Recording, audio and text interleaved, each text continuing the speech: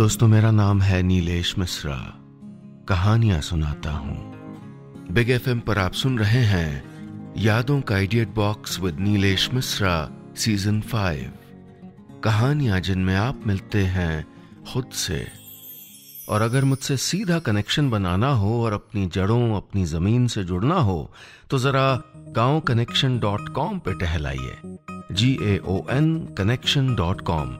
ये वो कोशिश है जो मैं और मेरे साथी पिछले 5 साल से कर रहे हैं और अब ये भारत का सबसे बड़ा रूरल मीडिया प्लेटफॉर्म है। चलिए आगे बढ़ाता हूं कहानी। दोस्तों, मैं आपको सुना रहा हूं अपनी लिखी हुई कहानी दूसरा प्यार पार्ट 3। इस कहानी में अब तक आपने सुना रिद्धिमा मिश्रा क्रिकेट सीख रही है और उसे अपने कोच नील जोशी से प्यार हो गया है। उसे पता चलता है कि जिस शख्स को वो रात रात नील समझकर मैसेज करती थी वो तो कोई और ही है और उस इंसान से भी उसे बहुत लगाव हो गया है। रिद्धिमा का क्रिकेट में सफल होना और स्टेट टीम में शामिल होना उसके लिए तो बहुत जरूरी है ही, लेकिन अगर उसके कारण उसे नौकरी मिल गई तो उसके परिवार के लिए और भी जरूरी है। पर आज प्रैक्टिस के दौरान उसके हाथ में चोट आ गई है। इसका क्या असर होगा, सुनते हैं आगे। कुछ सेकंड बाद रिद्धिमा ने आंखें खोली तो वो अभी भी जमीन पर पड़ी थी। टीम की लड़कियों के चेहरे दिख रहे थे और नील उसकी आंखों के सामने था। अगर इतनी आसानी से करीब आ जाना था तो पहले बता देता, 2-1 बॉल और खा लेती। रिद्धिमा ने तेजी से बढ़ते दर्द के बीच ही सोचा। आइस बोला था, कहां मर गए?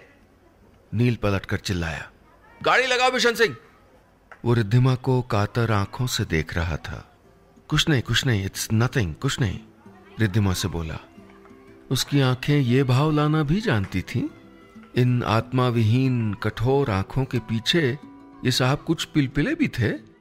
रिद्धिमा के पास इन कुछ मिनटों में बहुत फुर्सत थी। आराम से पिच पर लेटी थी। उससे जलने वाली टीम मेंबर अखबार से पंखा जल रही थीं।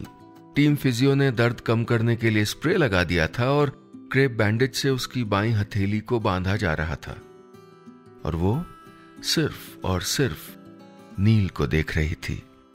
रिद्धिमा उठने लगी तो उसके मुंह से चीख निकल गई। पिच पर गिरते गिरते पैर में भी मोच आ गई थी। नील ने उसे अपने हाथों से थाम कर उठाया और अपने बाजू उस पर लपेट कर चलने के लिए एक बैट का सहारा देकर धीरे धीरे उसे कार तक ले जाने लगा। रिद्धिमा का बायां हाथ पहले नील के कंधे पर था। फिर जब उसकी लंबाई तक पहुंचने में रिद्धिमा को तकलीफ होने लगी तो उसने नील की पीठ को धीरे से थाम लिया। ये सारी चीजें भारी दर्द के बीच भी उसे याद रहने वाली थीं।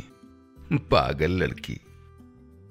2 प्लेयर्स के बीच में रिद्धिमा को नील ने पिछली सीट पर बिठाया और आगे क्लब के मैनेजर को लेकर ड्राइव करने लगा। दर्द अब बढ़ने लगा था। स्प्रे का असर खत्म हो रहा था। अचानक कहीं रिद्धिमा का फोन बजने लगा। उसका बैग भी लड़कियां साथ ले आई थीं। पता नहीं अब कब नेट्स पे वापस जाना हो। फोन रिद्धिमा की मम्मी का था। उसकी टीममेट ने उठाया और इत्तेफाक से उसी वक्त गाड़ी सड़क के गड्ढे से गुजरी और रिद्धिमा की चीख निकल गई। हेलो, जी आंटी। नहीं, मैं रिद्धिमा नहीं, उसकी टीममेट बोल रही हूँ। जब तक नील रियर व्यू मिरर में इशारे से बता पाता कि कुछ न बताए, वो बता चुकी थी। जी, उसे प्रैक्टिस में हाथ में चोट आ गई है, अस्पताल ले जा रहे हैं। नील इट्स नथिंग कह तो रहा था रिद्धिमा से, लेकिन वो जानता था कि इस चोट का क्या मतलब हो सकता था। उसकी टीम की सबसे अच्छी बल्लेबाजों में से एक अपनी जिंदगी के सबसे महत्वपूर्ण मैच के कुछ हफ्तों पहले चोट खा गई थी। अगर वो मैच के लिए अनफिट हो गई तो उसके परिवार के सपने, उसकी टीम में जगह, शायद उसका करियर, इस लम्हे का असर बहुत दूर तक जा सकता था।